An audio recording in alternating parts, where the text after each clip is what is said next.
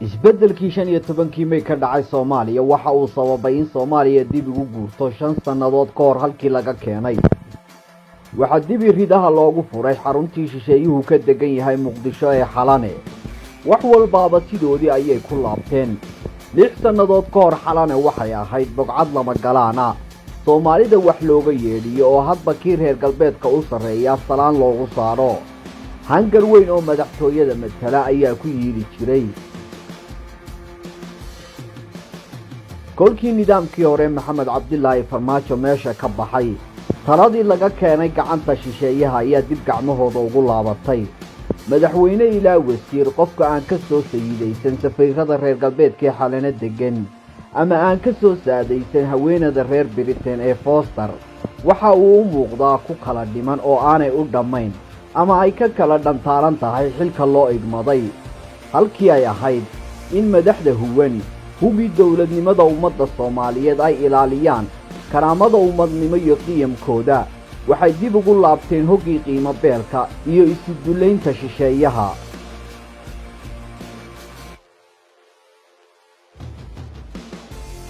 wax yar aan dib ugu noqono sidii sidaas ahayd ee duleysneyd iyo sidii looga soo guuray xilligii madaxweyne Maxamed Cabdilaahi Farmaajo Soomaaliya Soomaali baale Soomaaliya Soomaali baale madaxweynuhu wuxuu dhowray karaamadii ummadnimo iyo madax banaanidii qarankan kolkuu dhowray qiyamkii qarankiisana waxa timi in la qadariyo sidii sharfanayd oo sidaasi ahayd waxa dabadii degdeg dib loogu laabtay sidii saloonayd ee laga soo tagay madaxweynaha dalku muddada yar ee uu talada joogo wuxuu Xalane tagay tiraba 5 jeer qofkii uu la kulmi lahaa wasiirka ama wasiiru dawlaha qaarajigu waxa Xalane ugu taga madaxweyne Xasan Sheekh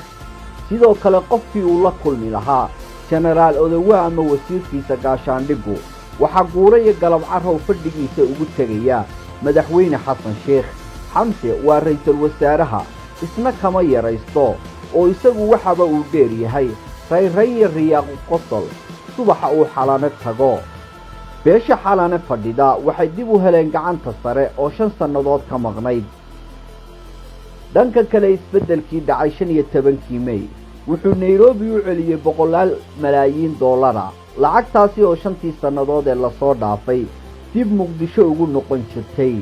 Soomaaliya waxa magaceeda lagu lunsan jiray sanad kasta $100 milyan waxa dhaqaalahaasi soo mari jiray in ka badan 170 hay'adood oo shisheeye kuwaasoo dhammaan xarumahooda iyo fadhigoodu ay ahaayeen magaalada Nairobi ee waddanka Kenya. The mission will be in Kenya's capital Nairobi, around 1,200 kilometers away. nidaamkii urtay sanadkii 2017 waxa uu halgan u galay sidii loogu soo guuri lahaa caasimadda dalka ee Muqdisho dhaqaalahaasina uu ahaan lahaa mid Soomaalidu manaafacaadsato Nairobi Kenya waxa laga soo raray hay'adihii dhaqaalaha iyo kharashaadka Soomaaliya loogu deeqo ku burburin jiray siminaarada Nairobi tigidhada diyaaradaha lagu tagayo iyo hurdada hoteelada Kenya lagu seexanayo waxaana lagu bedelay in shir kastaaba uu ka dhaco hoteelada iyo xarumaha dawladda ee Muqdisho halgankaasi sidii uu ku yimi wax yar aan dib idinku celiyo waa kan wasiirkii hore qorshaynta oo ahaa wasiirkii ugu cimriga dheeraa ee soo mara wasaaraddaasi mudane Jamaal Xasan 40 diyaaradood ayaa Kenya ka yimaada maalin kasta 12 kaas 12 kala ka shaqeynaa cargo waxaan noqon ku Amazon Shaan ku wax kala ka shaqeeyaan ku hay'ada gargaar wata ku wax jid markaa dhowra oo labada galmo soo baxo shacab buux mid kasta $100 saaran dadkaas waa imaanayaan lacag booda wataan shirar boo imaanay hoteelada Nairobi hoteelka soo xadooban oo jooga Soomaali qol kasta qoralka shirarkooda maalin kasta wax ku aragtaa Soomaali shirana safarado iyo hay'ado waxa lagu shiranayaa shir mashruuc Soomaaliya ku saabsan wadanka laga qabanayo la keenay si darada marka wax kamid ah dadka shirarka imaanaya loo yeeraya waa dad safri karo baasaboor haysta marka qaar ku arkaysa qof 10 shir ku soo noqnoqday oo keligii loo yeeray kuwii shaqada qabanay wadanka joogay maadaama baasaboor haysan fiisa haysan lama geeyo Nairobi markaan arrinta aragnay marka waan usoo jeediyey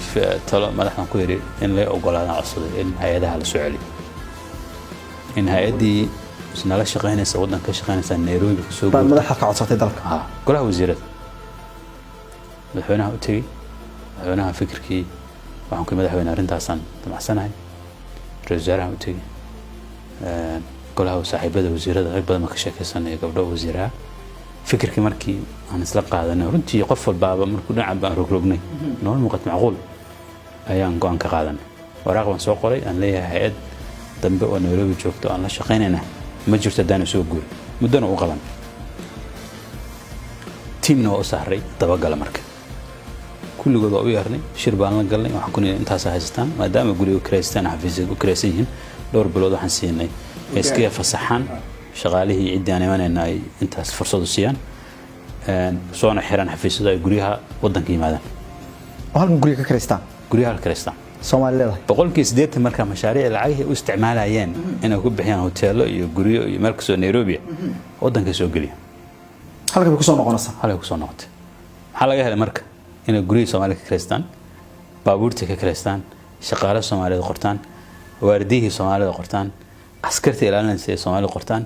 macnaha lacagtii xataa haddii hay'addu ku baxdo waddanka gelis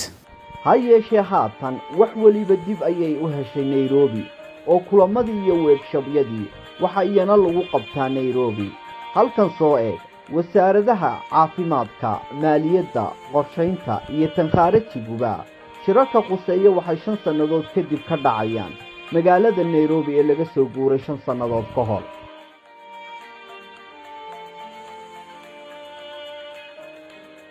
halgankii dawlad dhiska ahaa ee 5 sanadood ee la soo dhaafay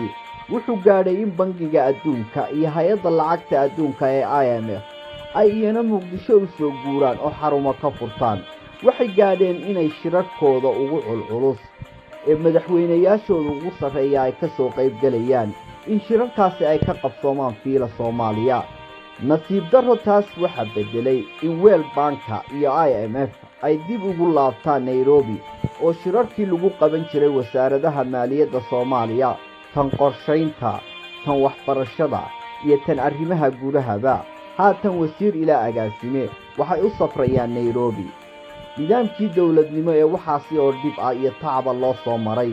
waa kan oo wuxuu galay dib u gurasho iyo gadaal u socod dhan walba ah